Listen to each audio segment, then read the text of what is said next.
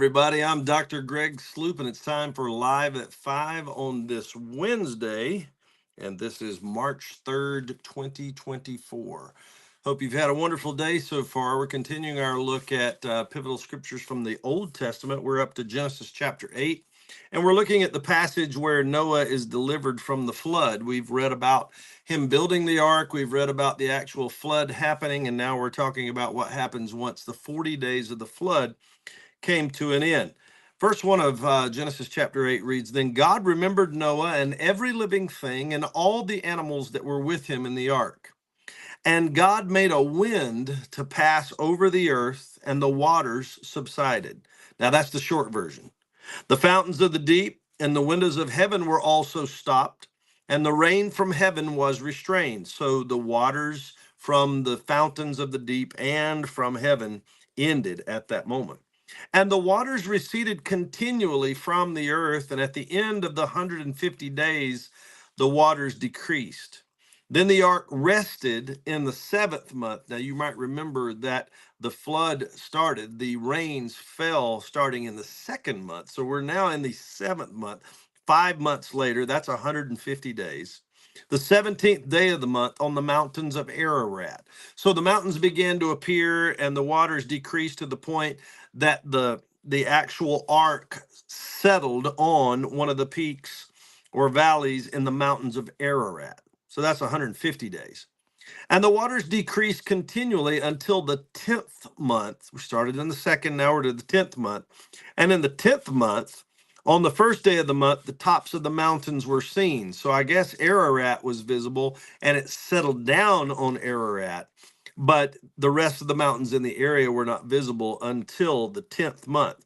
We continue on in verse 6. "So it came to pass at the end of 40 days that Noah opened the window of the ark which he had made.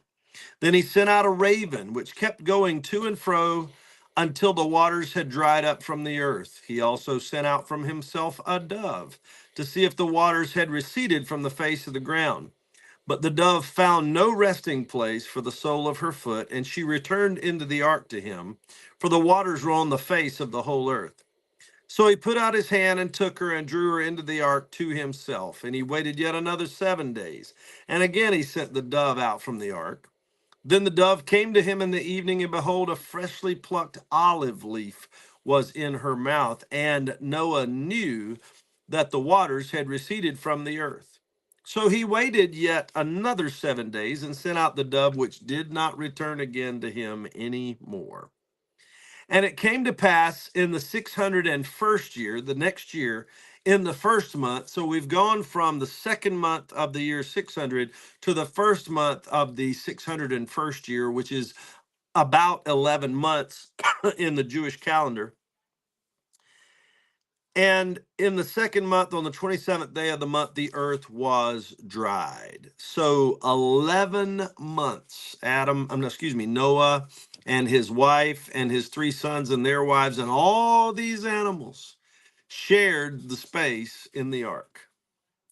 "Then God spoke to Noah, saying, Go out of the ark, you and your wife and your sons' wives with you.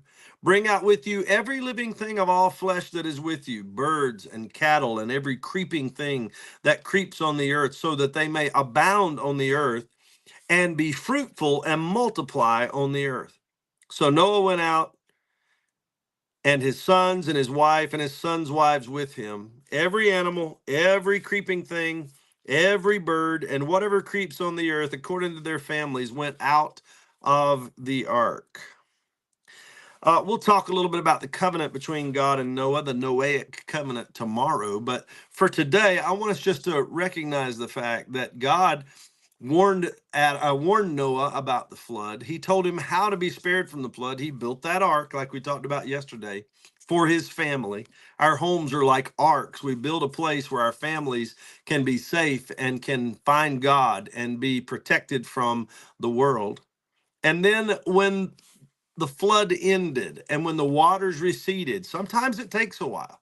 Sometimes it takes a while to get past the tragedies of the earth. Sometimes it takes a while to get past the tricks of the enemy. But if you trust God for the long haul, if you trust God with the long game, it is then possible to see God give you even more on the other side of the attack of the enemy than you had before.